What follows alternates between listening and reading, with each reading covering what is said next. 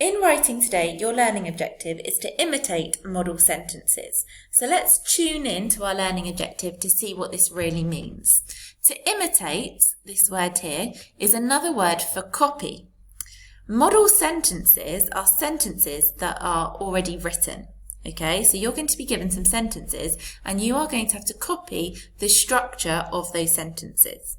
So let's look at what we need to do to be successful today. Here I have a sentence and I'm going to read the sentence first of all. The vicious lion pounced angrily onto the rock. Okay, then I'm going to look carefully at the punctuation. I know this sentence starts with a capital letter and it ends with a full stop. There's no other punctuation in that sentence, okay, other than... Now I need to look at the word classes that make up this sentence. So the word vicious here, vicious tells me information about the lion. I know that he's already not a very friendly lion. I wouldn't want to meet him. So vicious gives me more information about the lion. So that word is an adjective. Okay, lion is the subject in this sentence. That is the noun, okay? Just like in, it would be a name of a person, a proper noun. Pounced is telling me an action that he's just been doing. And I know it's in the past tense because it has ed at the end. So pounced is a verb. Okay, so the vicious lion pounced angrily. So this word angrily tells me how he pounced. Okay, so it adds information to the verb. Tells me how he pounced. He didn't pounce quickly, he pounced angrily. So that word there is an adverb. Onto the rock. Okay, so that tells me where in a position that he goes. So that word there is a preposition. So now I've looked at the punctuation and I've looked at the word classes, I need to imitate the structure of this sentence, following the pattern of capital letter, adjective, noun, verb, adverb, preposition, and then put a full stop at the end. So I'm going to be really creative in my writing today. I'm going to stretch myself a little bit and I'm going to model this sentence, but I'm also going to do a sentence that is about maybe a more cheerful sentence, a happier sentence. So I'm going to start with I've got my capital letter, and I need to now use an adjective. Okay, so I said I was going to choose a more positive sentence, so I'm going to say, instead of vicious, I'm going to use the adjective cheerful. And I'm not going to talk about a lion, I'm going to choose a different animal of my own. Penguin. So the cheerful penguin. Now I need to have a verb in this sentence, so an action word. I'm going to say hopped. Now hopped was one of my spellings the other day. H-O, double the consonant E-D. Hopped, the cheerful penguin hopped. And now I need to tell the reader how he hopped. He hopped gracefully. And now I need a preposition, so it could be over, under, beneath, opposite, next to. I'm going to say the cheerful penguin hopped gracefully under the iceberg. Now I need to remember to model my punctuation, so I'm going to put a full stop there as well. Then I'm going to a good writer will always proofread their sentence afterwards. I've got my capital letter, cheerful penguin hopped gracefully under the iceberg. Excellent. So that's how you're going to be successful in imitating sentences today. So let's just remind ourselves of the success criteria. Firstly, we need to read the sentence. Then we need to look carefully at the word classes, the structure of the sentence, okay? Does it start with a time connective? Does it start with an adjective?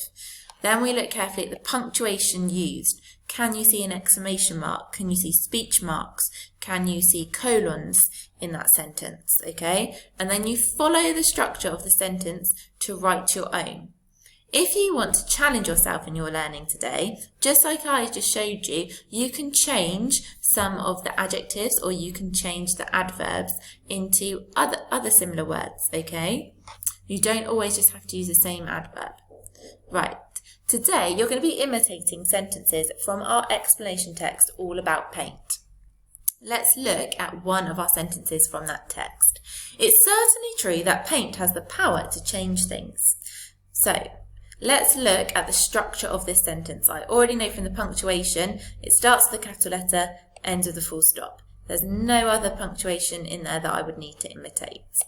So it starts with the words, it's certainly true. Okay, so certainly is an adverb. Okay, I know this because it has an ly suffix, like most adverbs do. It is used here to add emphasis to believe that something is true. Okay, so it's certainly true. So what we are going to do now is to imitate the structure of that sentence. Okay, so let's look at some examples, and I'm going to use this first part of the sentence, it's certainly true, to imitate and write some sentences of my own. So here we have a sentence, it's certainly true that students in Uptown School have the power to be whatever they want to be when they grow up. So let's check, I've got my capital letter, my full stops, I've imitated the punctuation, and I started with it's certainly true that. Okay, so I've used the beginning and I've started my sentence with an adverb. I've got another sentence here, it's certainly true that the more you practice something, the better you become.